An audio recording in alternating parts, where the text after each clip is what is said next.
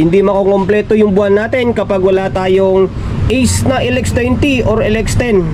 Kailangan meron tayong ganun para makompleto yung buwan natin. Ito, Ace na LX20, Baya Lalamove ito. Hindi ko nalista yung pangalan kung sino yung nagpadala sa atin. Kaya okay, gawin na lang natin yung dapat natin gawin dito. Kumbaga, bigay natin na nasa maayos na kalagayan na. Ito, naka-on na nga to kasi binuksan ko na and then tinisting ko na para malaman ko kung ano yung problema na. Nag-check ako ng bias.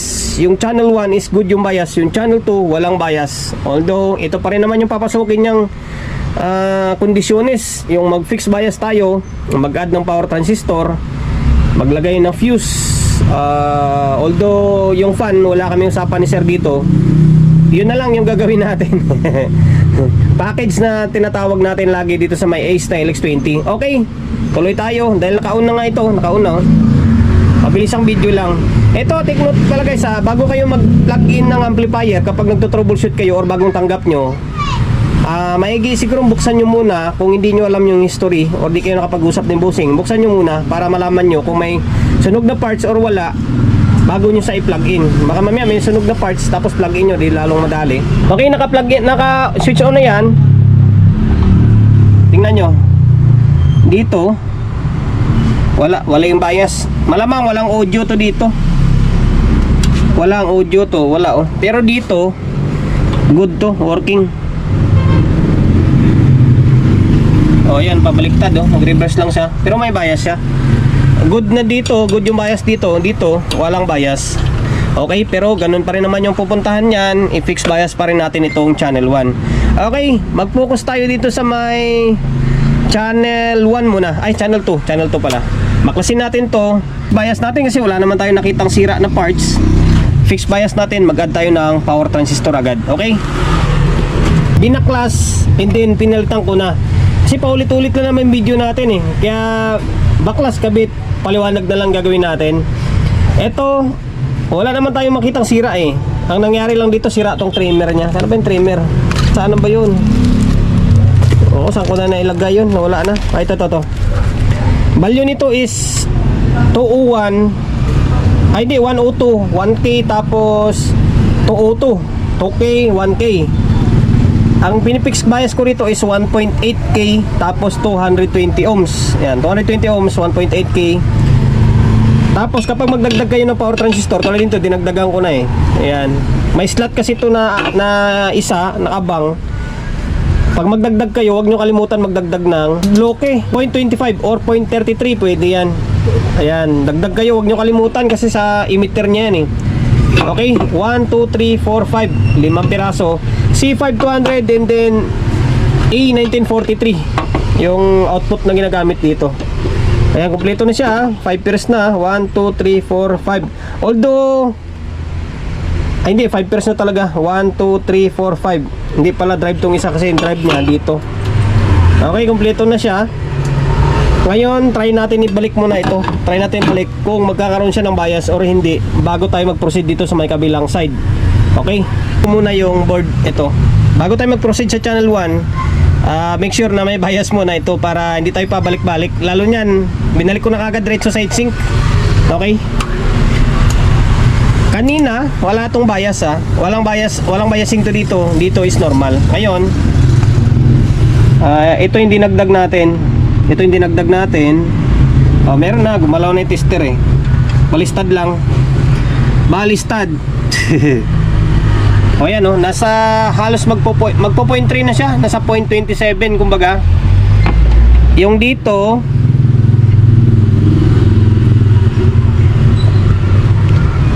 yun lang, hirap magtusok.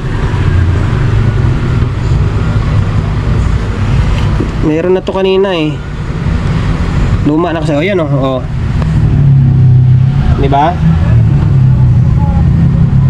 Okay, binaba lang natin ng konti para hindi siya ganun kainit. Oh, ito magandang bias para dito sa LX20. Ngayon, okay na. May bias na ito. Ibig sabihin, working na yan, tutunog na. Tingnan mo natin kung ilang relay. Oh, 3 naman yung relay tumutunog eh. Ngayon, proceed ako dito sa may channel 2. Tapos magdagdag na siguro kagad ng Magdagdag na kagad ng fuse ako. Meron akong fuse na bago ngayon, yung fuse holder. Pakita ko sa inyo. Ito na, para mas mabilis yung video natin. Inagdagan ko na kung ano dapat idagdag dito sa may channel 1. And then, ito, nakatornilyo na nga ito eh. Naka-fix bias na yan. Kung ano yung kung ano yung bias dito na ginagamit natin, eh siyempre, same lang din dito sa my channel 1. 220 ohms, 1.8K. Tapos kapag mag-add ka ng power transistor, 0.25, kailangan mo dagdagan ng bloke. Ayan, tag-isang pares. Tapos C5200 and then A1943. 1, 2, 3, 4, 5 na. Ayan, ito yung dinagdag natin o yung malapad yung washer. Tapos ito binakbak natin or binaklas na natin, and then nagdagdag na tayo ng fuse dito. Maganda yung fuse ko ngayon. Ayan oh. Ibang iba na kaysa sa una oh. Ito siya oh. Japan pa to ah. Ano, Japan to. Doon natin to nabili sa may Rocks or dating Rocks na ngayon IS Trading na. Ayun, shoutout sa mga nagtitinda doon or mga tailor doon na always ano yan, si kaso si Solid G. Ayan, ito doon natin nabili to. Same lang din, sana ba naitabi ko na yung isang klaseng fuse box natin. Doon ko rin nakukuha yon, kaso lang naubos na yon. Ito na lang yung available nila. Although mas maganda to, Japan no. Japan ito. Mas maganda sa tingnan, mas maangas. 'Di ba? Ayan, ito bumili tayo ng ilang piraso to. Although may natira pa tayo na isang klase yung acrylic eh. Pero ito subukan ko ngayon, mas maganda siya. Ayan, tapos kung saan ko siya nilalagay dito. Ayan, dito lang siya oh. Magputol ka diyan sa gitna, tapos maglagay ka diyan. Yan ang magiging fuse line mo. Negative or auto negative to. Dito yung positive sa ilalim. Tapos, para makapaglagay ka dyan, iangat mo tong diode. Iangat mo tong diode, tapos marinahan mo, tapos putulin mo. Isa magiging selving fuse line mo sa may positive naman to. Positive, negative. Okay? Pagkatapos may angat to, siyempre balik mo to. Ayan, diode dito, diode. Babalik mo to. Tapos, yung ginagamit ko na fuse value is 15 ampere. 15 ampere ang ginagamit ko. Okay? Ngayon ibabalik natin to, lagyan natin ng fuse to. Tapos, balik natin. Diretso audio test na tayo. Naibalik na natin lahat. Itong power supply natin, naibalik na natin. Ito yung magiging labasan ng fuse line natin, oh. Ang ganda niya. Ito to, yan. Ibang-iba na yung fuse box natin kaysa nakaraan. Okay, ang ganda niya, oh. Ngayon, may nakalagay na speaker ito, ah. May nakalagay na speaker, may nakalagay na audio input. Naka 5 pairs na ito. 5 pairs. Tapos naka fixed bias na. Tapos meron ng fuse. Okay. O tira. Auto 20 ko pala ito eh. Auto 20 ko. Saan ba may dito. Lipat natin dito sa may kabilang side. Dito tayo magsalpak kasi may bilog dito eh. O yan dito. Galing ko muna to. Opya. O yan. Naka 20 na. Pala ka dyan. Ayun, naka-play na tong cellphone natin. Volume. O ayan. Channel 1. Channel 2. Malagabog.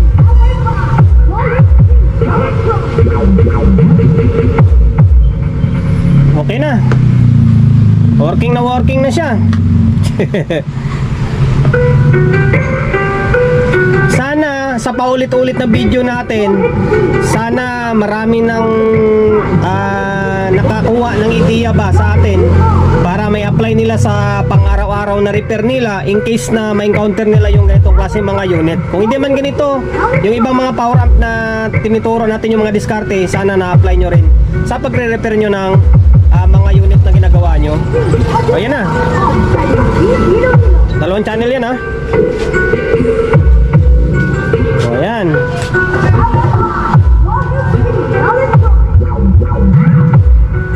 Okay, hanggang dito na lang kasi marami pa tayong gawain. Naway nakapagbigay ideya tayo sa mga kapwa natin technician na medyo bago-baguhan lang. Sa mga bago-baguhan lang ha, sa mga master dyan, may basic na lang sa kanila ito. Kung paano mag-repair ng itong unit Ace 9X20. Tulad yan, kung wala siyang bias, tulad kanina walang bias itong channel 2. kung paano sa i-fix bias, paano mag-add ng power transistor, paano maglagay ng fuse, yung video natin is nakapagbigay idea sa inyo, di ba? And then sir from, nakalimutan ko taga saan to lalamove lang kasi ito. Okay na, goods na yung Isnal X20 ma. Maraming salamat sa pagkakatiwala mo ng unit mo rito sa akin. And then promotion bago tayo magtapos, siyempre shop natin always shop natin Solid G Electronics Repair Shop, 61 Don Julio Gregorio Street sa Uyo Road sa Uyo, Quezon City. Social media pages natin, so kung hindi pa nakapag-follow, paki-follow, and then siyempre paki-share na video natin sa my Facebook, YouTube channel. So kung hindi pa nakapag-subscribe, paki-subscribe, like, share, and then siyempre paki-hit ng bell button sa gilid para updated ka sa mga susunod na video na i-upload ko. Ingat, God bless, and then peace atin lahat.